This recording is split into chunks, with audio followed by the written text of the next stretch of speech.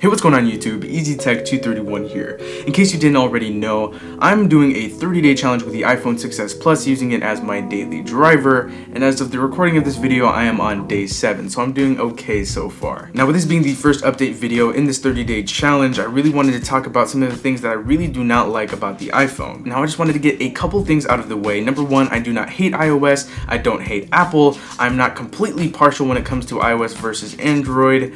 I'm just gonna give you guys some of my thoughts and some of my gripes with using an iOS when coming from an Android device. So just know that these are personal opinions, a lot of them are kind of factual, and honestly no hate was intended in the making of this video.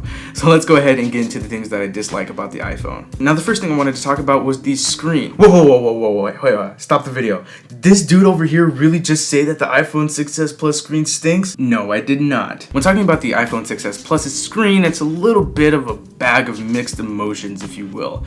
We've got a beautiful 1080p panel here. It's a very nice display, but when coming from a 2K panel, especially when it's AMOLED, I mean, you get kind of spoiled, to be completely honest. When going from 1080p to 2K and vice versa, there really isn't a huge difference in terms of how crisp it looks. However, when you add in the AMOLED to that display, it just looks absolutely amazing. Don't get me wrong, it is still an amazing display.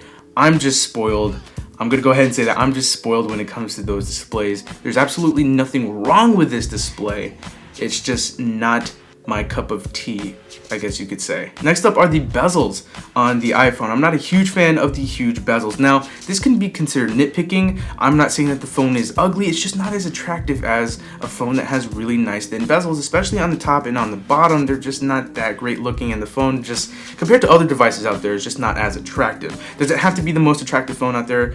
Absolutely not. Again, when coming from another phone that has thin bezels, you just get spoiled. Now, another thing that I'm really missing is the notification LED. Now, is this totally necessary? Do I have to have it? No, but I really do miss it because of the functions that it does serve. For example, the notification LED light can display different colors for different applications. For example, Facebook and Twitter, I'll get different shades of blue. For texts, I'll get white. For Google Plus, I may get red. For Hangouts, I'll get green. For Snapchat, I'll get yellow, and so on and so forth. You get the idea, but it's just really nice to know which notification is popping up. Also, when you're charging your phone, when it's 10 to 20%, it'll maybe be red, and when it's nearly charged, it'll be around yellow and green, and stuff like that I think would be really cool, especially with Apple's design. I think that, they do a great job with the design overall, and I really think that if they integrated a notification LED, they can make one that looks sick, maybe one that's at the bottom, it's very low profile, you can't see it until it lights up. I think that they can do a really good job with that, so that's just something that I kind of missed here on the iPhone. Now, of course, there are the other little nitpicks here and there, like you can't transfer files through Bluetooth natively on the iPhone.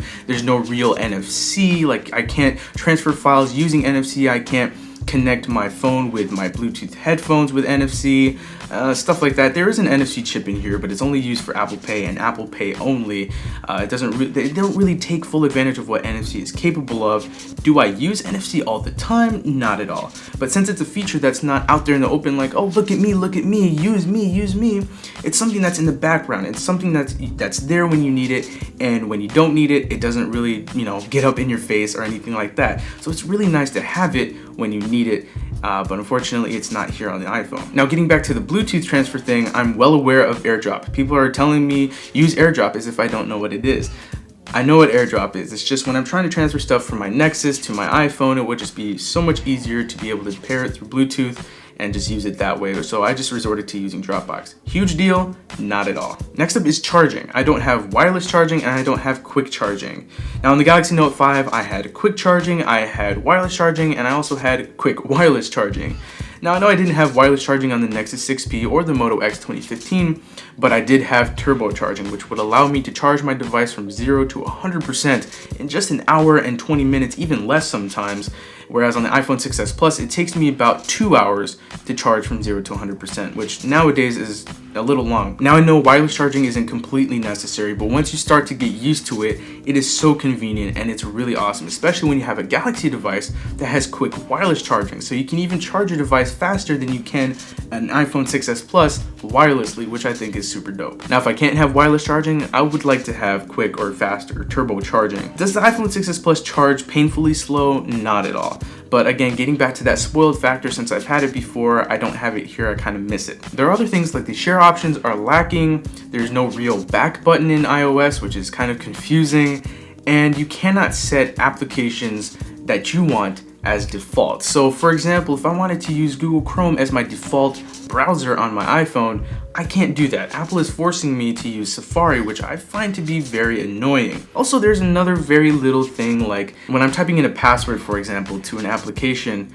it defaults to the Apple keyboard. When I'm using a third-party keyboard, it defaults to the Apple keyboard. So I guess Apple really wants them passwords, don't they? Now, all of what I just said about iOS, it's not meant to be hateful. I'm not bashing iOS by any means. They're just my observations and my personal, honest, 100% honest opinions on iOS when coming from Android. And that leads me into the thing that I hate the most, or I shouldn't say hate, but dislike the most about iOS and the iPhone is customization. Come on, you all saw that coming, especially for me who is a customization freak. I like to change things up. I really like to use things the way that I want it to be set up and, just make it work for me. On the iPhone, I just can't change anything. I can't change a single thing besides the wallpaper, and I find that very annoying. Now, the most interesting fact is that most people out there really don't care about icon packs. They don't care about widgets. They don't care about launchers. They just need a phone that they can pull out of their pocket, make a couple of calls, send a couple of texts, and browse Facebook, lock it, and put it back in their pocket. Icons to them are just icons, and launchers are just what shoot rockets up into space. And for most people, they don't care what their software looks like, and that's totally fine. I'm not trying to force anybody to buy an iPhone, or I'm sorry, I'm not trying to force anybody to buy an Android device, but I am talking to those people that have actually come up to me, iPhone users mind you, have come up to me and said, I don't get the big deal with icon packs and widgets and launchers and stuff like that. Like, do you guys actually just make up all this customization stuff and then you just stare at your home screens just looking at your work? In a way, yes, but we're not freaks that just stare at our home screens like you guys think we do. Think about it this way. Look at your workstation setup. You've got the computer that you want, you have the one with the specs that you need, you have the chair and the table that you want, you have your peripherals, the mouse that fits you best, the keyboard that fits you best, the speakers that sound the best to you. You have 1, 2, maybe 3, 4 monitors that work for you, and your setup is exactly the way you want it to be. It works exactly the way you want it to, and it's totally unique among all of the other setups out there because it works exactly the way you need it to. Now, you might ask the question, is having all of those customizations necessary on an iPhone? Not at all. It doesn't just come down to having icon packs and widgets and third-party launchers and stuff like that. It comes down to the very simple things here and there within customization. Things like being able to move multiple icons at once. Things like being able to hide all of the applications that you don't want showing up on your home screen. Things like being able to move icons around wherever you want to on the home screen.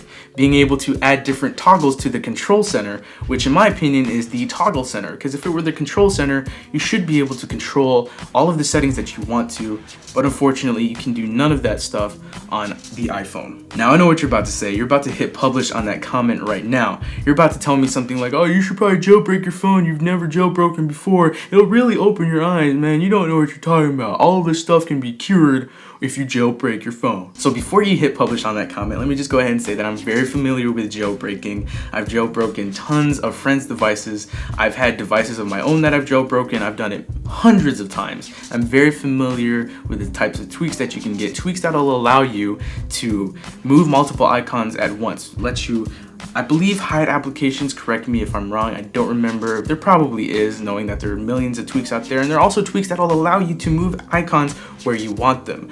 But in order to do that kind of stuff, I shouldn't have to jailbreak and download, different tweaks and stuff like that. Those kind of things I feel should be built in to iOS, but unfortunately, they're just not. So with all of that being said, is iOS bad? Absolutely not. iOS is a fantastic OS. It's just very watered down and it's a little too simple for me. So for those of you who are a little confused as to why it's so awesome and why we get so hype about customizing our Android devices, just think about my setup analogy, which I honestly just came up with just now. Think about just being able to make everything your own and make it completely unique. Fortunately, just can't do that on an iPhone. Even my mom, no offense mom, shout out to moms, but she is not tech savvy. I'm gonna go ahead and say that right now. Even she though, she has an Android phone and she likes making her icons, setting them up to a point where it highlights the wallpaper. On an iPhone, I mean, all of the icons cover up the wallpaper, which I feel is a big part of it. So I have a very flat, colorful wallpaper, and I can't really set like a picture as it because it just looks messy. That's just me. If you feel that I'm just nitpicking and being stupid, then go ahead and feel that way. But to be honest, I would like to be able to place icons where I want them. And anyway, I'm gonna stop blabbing on and on and on. If you're taking this as hate, please do not. These are just my honest opinions. Does this mean that iOS is bad? Does it mean it's a terrible OS? No. iOS is a very fine OS, and I think it's very fluid, it's fast, it's very solid, it's reliable as well, and but it's just not perfect. It's not perfect, and no OS is. Android is not perfect at all either. These are just my observations coming from an Android device. So that's pretty much it for the video, guys. If you want to get more updates, I will be posting a future video of my list of things that I do like about the iPhone 6s Plus, because there are things, unbelievably enough, there are things that I do like about the iPhone 6s Plus.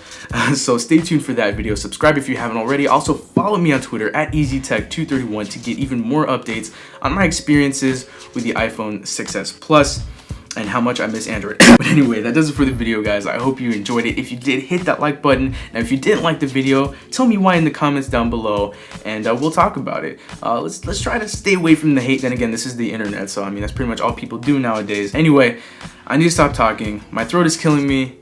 Thank you guys for watching this video, and I will talk to you guys in the next video, coming up hopefully very soon. Anyway, I'll see you guys later.